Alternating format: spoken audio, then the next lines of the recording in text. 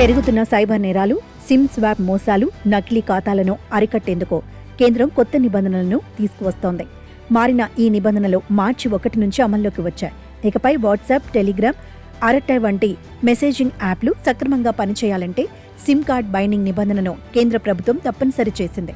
దీని ప్రకారం వినియోగదారులు తమ ఫోన్లో రిజిస్టర్ చేసుకున్న యాక్టివ్ సిమ్ కార్డ్ తప్పనిసరిగా ఉండాలని స్పష్టం చేసింది. సిమ్ లేకపోతే లేదా తొలగిస్తే ఆ సేవలు పనిచేయవు. అదనంగా వాట్సాప్, వెబ్ వంటి డెస్క్టాప్ సెషన్లు ప్రతి 6 గంటలకు ఒకసారి ఆటోమేటిక్గా లాగౌట్ అవుతాయి.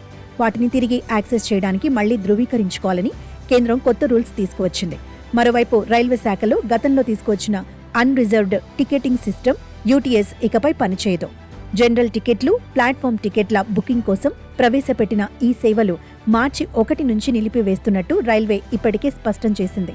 ఇందులో అందించే సేవలను రైల్వే శాఖ ఇటీవలి కొత్తగా తీసుకొచ్చిన రైల్ వన్ యాప్లో లభ్యమవుతాయని పేర్కొంది.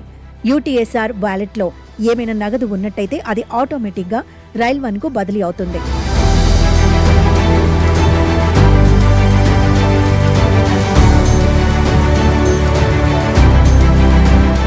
మరోవైపు మార్చి 1 నుంచి యూపీఐ ఆధారిత చెల్లింపులు మరింత సురక్షితం అవుతాయి.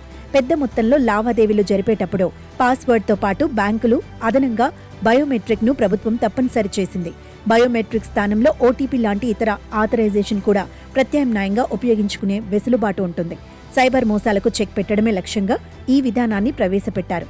ఇక బ్యాంకులు, ఆర్థిక సంస్థలు తమ వినియోగదారులకు చేసే ఫోన్ కాల్స్ను 1600 సిరీస్ నెంబర్ను వినియోగించాలని ట్రాయ్ స్పష్టం చేసింది. బ్యాంకింగ్ విభాగంలో ఇప్పటికే ఈ విధానం అమలులో ఉంది. మార్చి 1 నుంచి ఎన్బీఎఫ్సీలు, మార్చి 15 నుంచి స్టాక్ బ్రోకర్ల నుంచి వచ్చే కాల్స్ కూడా ఈ సిరీస్ నుంచే రానున్నాయి. బ్యాంకుల పేరిట సైబర్ నేరగాళ్లు చేస్తున్న మోసాలకు అడ్డుకట్ట వేసేందుకే ఈ నిర్ణయం తీసుకున్నట్లు ట్రాయ్ తెలిపింది.